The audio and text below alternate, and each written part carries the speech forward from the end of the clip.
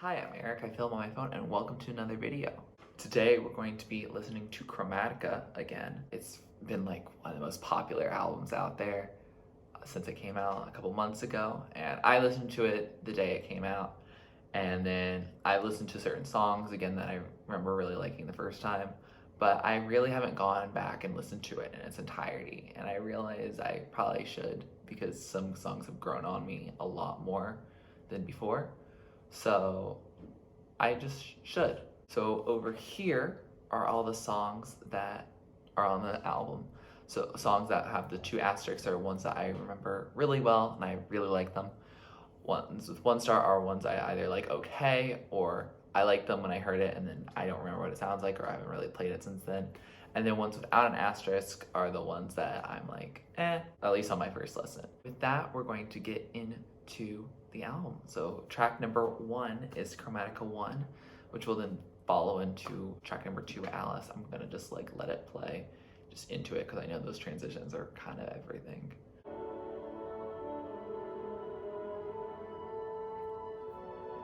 I just still don't know whether to give marks to these. It's just very much it's classical inspired at least. But I don't know if I'd ever listen to it on its own.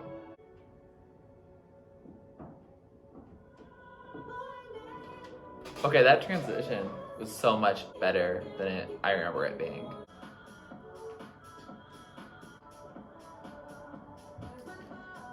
This is already a song that I really like. My name isn't Alice, but I'll keep looking for Wonderland. Home, take me to Wonderland, Wonderland. I don't think I can hit the high notes. I forgot this part existed. You know, I've heard it so many times now. I do like this part where the instrumentation just drops out.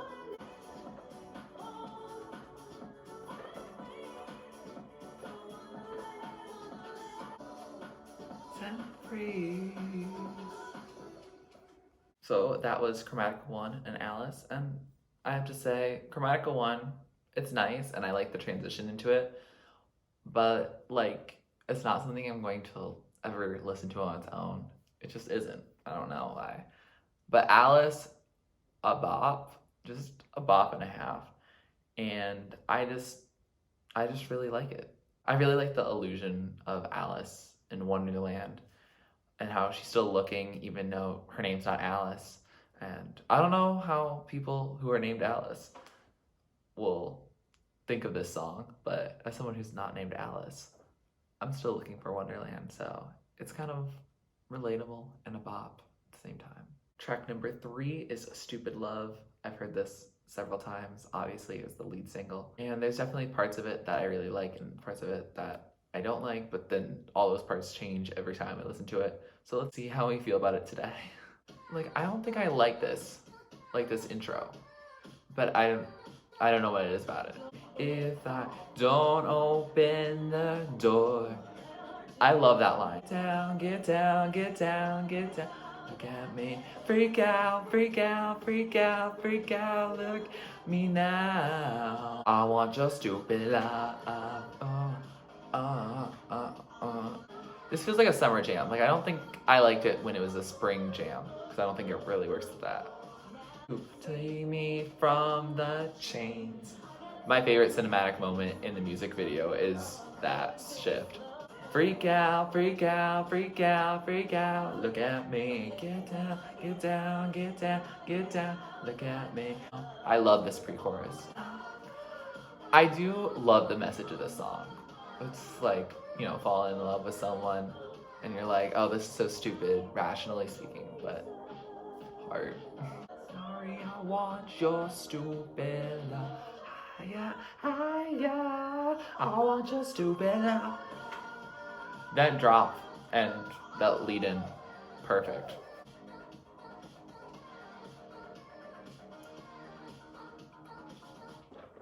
So that was Stupid Love, and I like it. I still like it. It's definitely different depending on the day. Like, I think when I originally heard it, I didn't really like it. It just felt like it was something that wasn't new, but now I'm listening to the lyrics more, and it does feel new. It does feel fresher than I think I originally thought it did. And I don't know. It has a lovely message to it. I think when you connect to it, it brings happiness to you and just joy of just dance and fun. Track number 4 is Rain on Me featuring Ariana Grande. And I really like this song. Free ride. I only asked you to show me a real good time. At least I showed up, you showed me nothing at all. Rain on me. Period. Ooh, yeah. Rain on me. I think Ariana's voice fits the song perfectly. It on my skin, it's coming down on me, teardrops on my face. I like misery, away my sins, coming down on me, I'm gonna wash away. Hands up to the sky, I'll be your galaxy, I'm about to fly. Rain on me, tsunami coming down, won't you rain on me? So that was Rain on Me, and I still love it. Still a great song. The best part of it is definitely when it becomes like a real duet with the pre-chorus, the second one, and then the second chorus. It's just so pretty. Their voices work so well together. Like, I didn't think it would when I first heard it. I was like, oh, Ariana Grande is just on another song. But, you know, I love Ariana Grande and Lady Gaga, so I'm going to listen to both of them together. And it works really well. And I just don't know how they managed it, but they did. And that's incredible. The one thing that, like, sticks out weirdly for me, it sounds like something I've heard before. And now I've heard it so many times, so it's like, oh, it's a song. But when I first heard it, I was like, this song sounds so similar to something from, like, the 2000s or something that I just remember, and I can't find anything online about, oh, it samples this song. It does sample some song, but it wasn't that the song I was thinking of, because I had never heard that song either. But, like, it's just a lovely, uplifting song, and I just really like what they did with it. And there's so much cool production and ad-libs on it that, like, you discover something new each time. Like, I heard Lady Gaga like just screaming on at one part, and I was like, oh yeah, that's me. Kind of what we need in summer 2020. And, you know, hopefully when clubs start opening up again, this song will be on there. Track number 5 is Free Woman, a song I liked. I don't remember what it sounds like. Hear my sound, like your own music. This is groovier than I remember. Woman. I don't know how much I like this part after the chorus, but I really like the message of the song. Dance floor. Period. Fought for it. Period.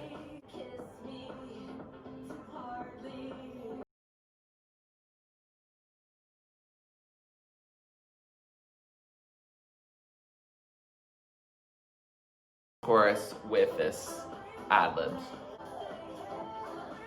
This feels almost a little weightless, like I'm floating. It's a good sign. Oh, that's it. So that was Free Woman, and I like it. It's still not at the top. I don't know. It just doesn't feel as, like, polished as, like, the 3 tracks before it. Like, not that it doesn't sound, like, finished, but, like, it doesn't take me somewhere different. It's not revolutionary for me, I guess. I like the lyrics a lot more than I think I did originally. I normally listen to albums, especially for the first time, and before I did, like, filming my reactions, I definitely, like, listened to a lot of things while doing other things, so catching small details was kind of difficult.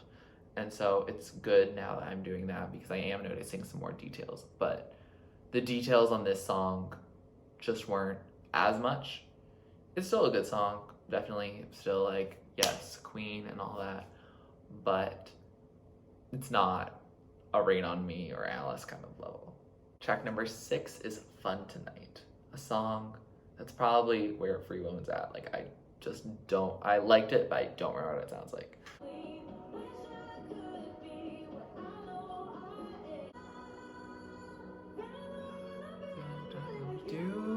Ooh, I like that run.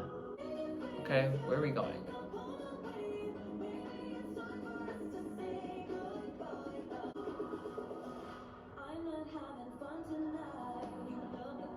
I remember in some other reaction videos that it was a little bit of a disappointing drop, but that makes sense because she's not having fun tonight. Oh, but I like how developed this verse is versus the first verse. Ooh. Lady Gaga is a vocalist. Don't ever forget it.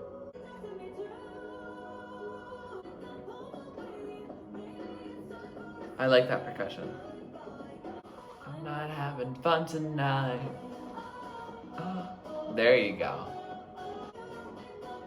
Oh, I like this post-chorus part here, or bridge. Sounds lovely. I'm having fun tonight. That was fun tonight, and I like it better than Free Woman. I think I need to listen to it a few more times before it gets to like a Rain on Me or Alice level, but I definitely think it's something that grew on me from my second listen. So track number 7 is Chromatica II, which I know it goes into 911, which is track number 8. So we're gonna listen to both of them together because I know that drop is everything.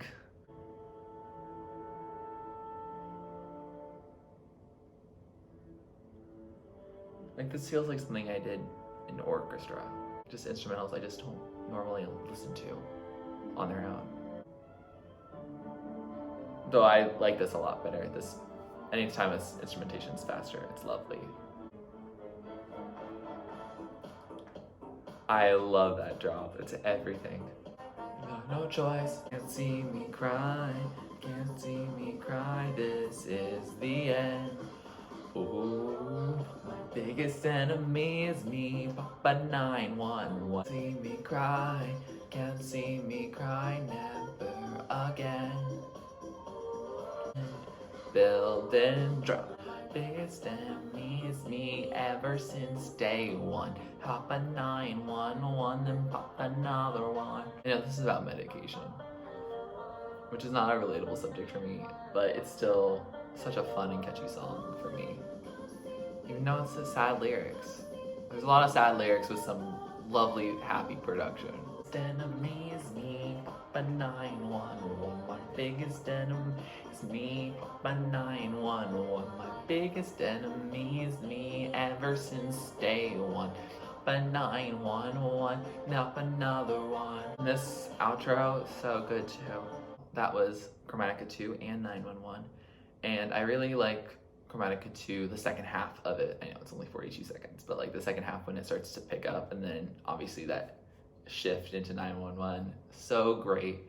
I really love when an artist thinks about the placement of its tracks. I still don't know if I really like that we have a whole separate song that then builds into it. I think it would be cool to have a song like end kind of like that and then go into that more like a Cold War into Tightrope that Janelle Monáe does in the Arctic Android. I still think it's really cool that she does it. It's now really iconic, legendary, and all that.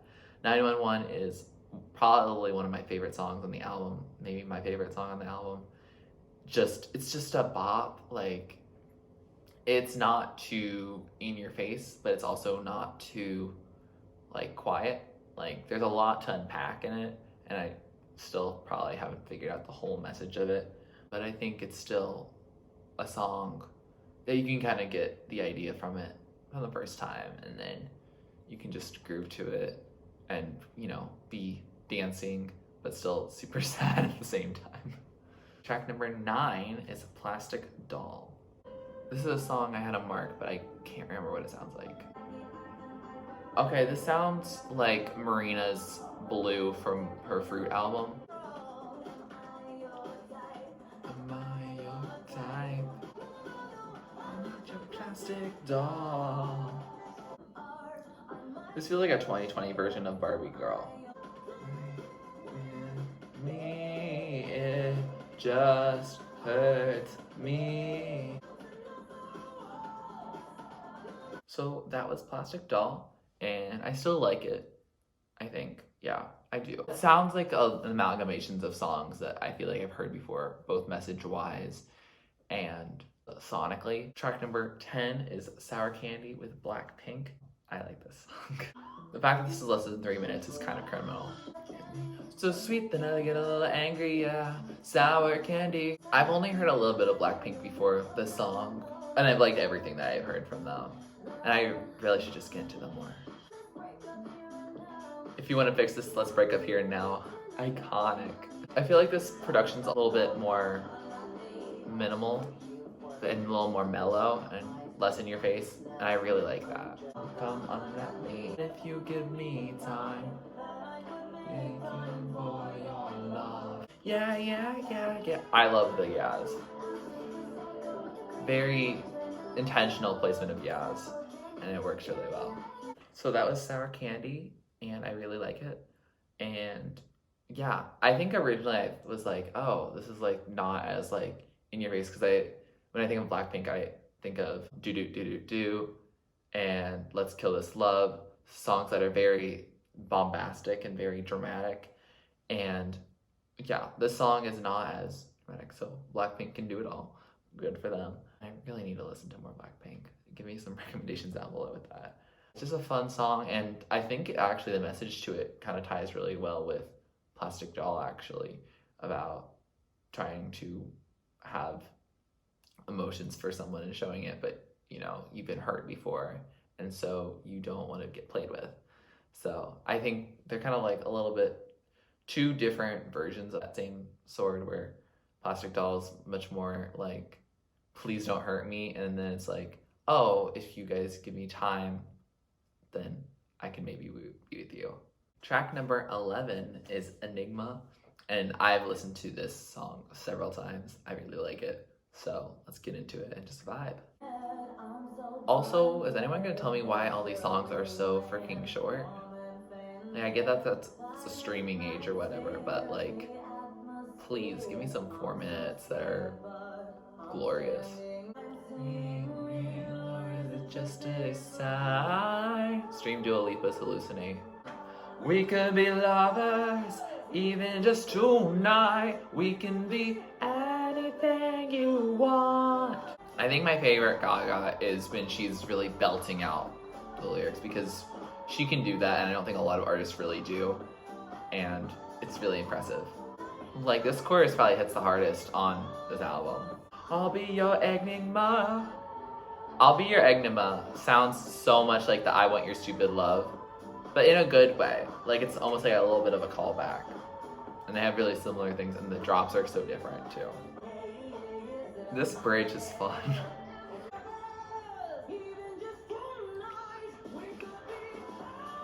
I love that percussion.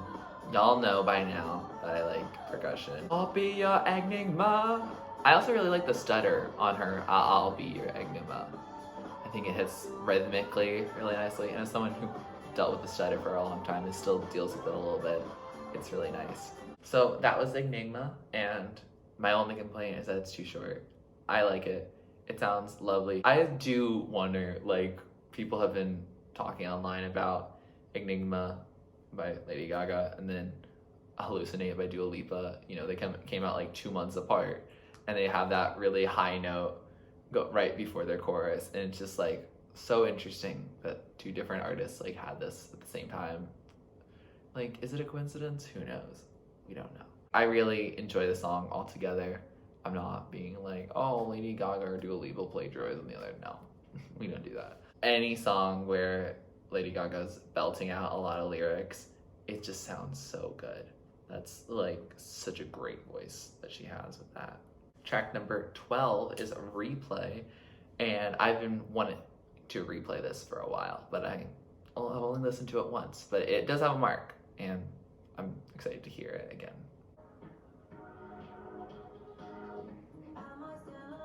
I really forget what most of this sounds like. I think I only know the chorus. Ooh, savage. You don't know what to say. Scars on my mind are on replay, on replay. I think that's such a cool double entendre. It's like, it's that she's thinking about her trauma, but she's also like hearing it because she made music about it, and all these confessional songwriters are like that. The lyrics are so sad, but the song is so upbeat. That's such a vibe. I do wonder if that's a reference to her fans and how stan they are. I like the drum here. Doesn't matter, doesn't matter. Don't know what to do, you don't know what to say. Scars on my mind are on replay, oh replay. Whether inside you is torture, remain.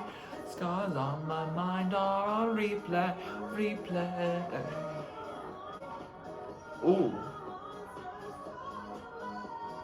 That end part definitely does sound like is about her fans. You monsters are torturing me. Unless it's just talking about her inner demons, but I feel like it can also be, it can be both. I think most artists love their fans, but there's also that experience of, oh, I can't go anywhere without the paparazzi trying to follow me kind of vibe.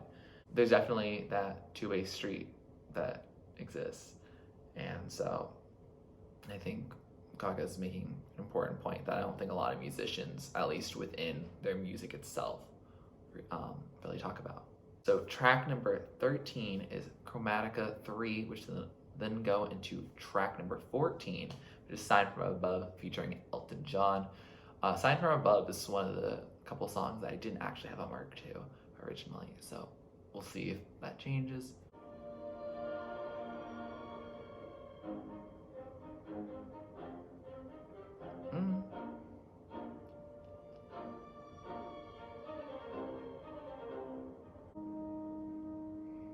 I think Chromatica III is my least favorite of the three. It's also so short.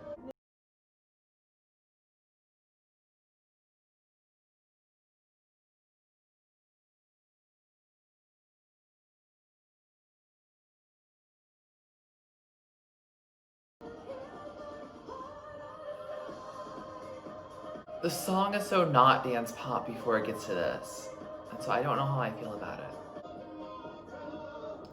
I don't think I like them duetting each other.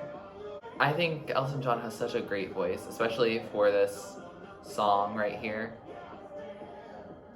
But I don't think I like them singing together. His voice sounds so natural here, and hers sounds so, like, airy.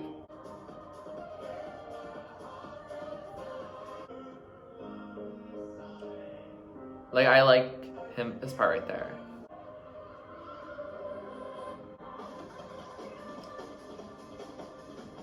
What?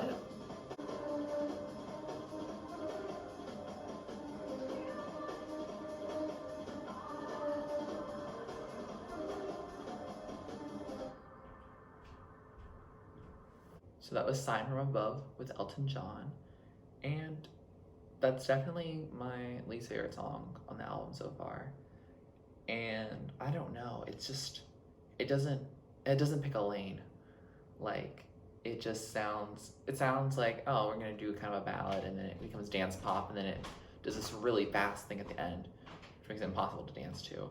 Like, I don't know exactly what it's trying to be. That's like confusing in a song.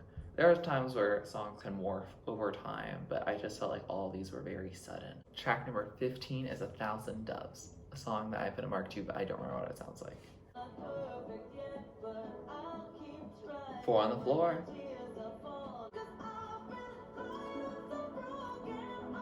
Her voice here, lovely.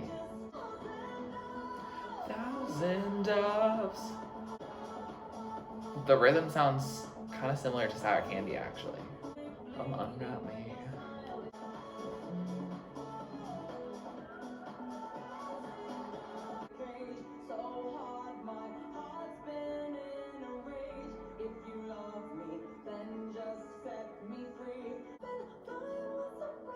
I like this minimalist part here. The song is just an eyes closed vibe. 1,000 doves.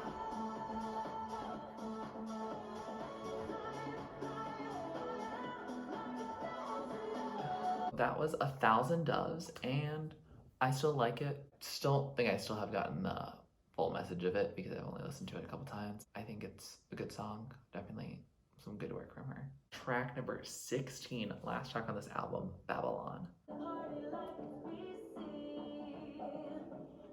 What does that mean? Agency style. Babylon. Like Babylon. I get the cool wordplay there. It's cool. We get it. I feel like the song was constructed around that wordplay, and then the rest of it is just like puns with it.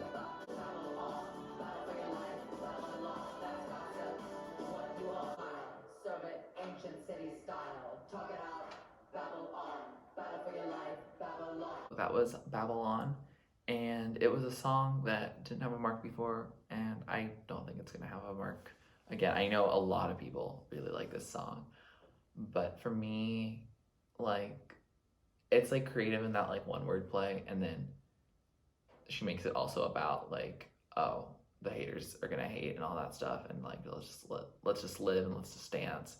And like I like that message, but in terms of like the song itself, it just like I do enjoy her talking, as I think I mentioned on Rain on Me, but like if that's like the bulk of the song, it's a little bit much for me. I think it makes sense in terms of the track listing that it'd be at the end, but like I think I would have preferred a closer from something earlier. I don't know what it would have been.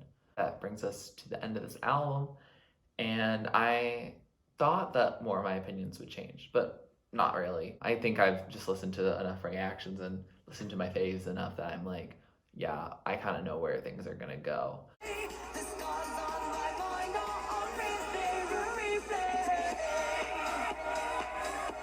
What are some of my favorites? I'm gonna put them all right up there. You know, there's a top tier, which is like, yes, bangers.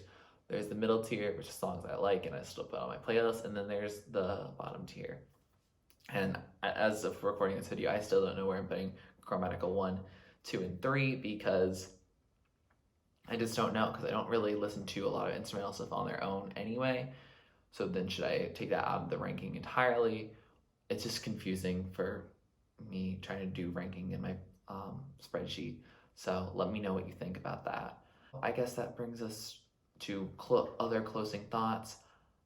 Yeah, I think I like this album as a whole. I just feel like, especially with like Chromatica III, that section just doesn't, and onward, just like, I mean, I enjoy it 1,000 Doves, but like it doesn't bring to me much to the album that wasn't already kind of brought from before. It just doesn't feel as thought out as some of the other tracks on this album, especially like that Chromatica II going into 911, like Alice and Rain on Me, and even Stupid Love, like all those kind of songs, they have like a lot of thought. It seems like a lot of thought has gone into it. And I'm sure a lot of thought went into all the tracks. It just feels, yeah. I think I would have liked fewer songs in the album and then made those songs longer. And that might just be my personal preference, but I'm a big fan of those 3 to 4 minute songs. And with a lot of the tracks being under 3 minutes, that's just, wow, it's so short. Like, it's definitely a vibe I had a little bit on Taylor Swift's Lover too. Thanks for watching, and you can definitely let me know down below in the comments what I should react or re-listen to next. I have my spreadsheet down there that has all the albums I've ever listened to, so you can peek at that and let me know what you think. If you like this video, please like it. Please comment down below with what you'd like to see next. Please subscribe to my channel if you're not already and you'd like to be, and thanks for watching. This is TurtleStormer. Catch you later. It's storming turtles from out of the sky. Turtles don't need to know why. Smile big, open your eyes. It's storming turtles, it's storming turtles from out of the sky. Turtles don't need to know why. Smile big.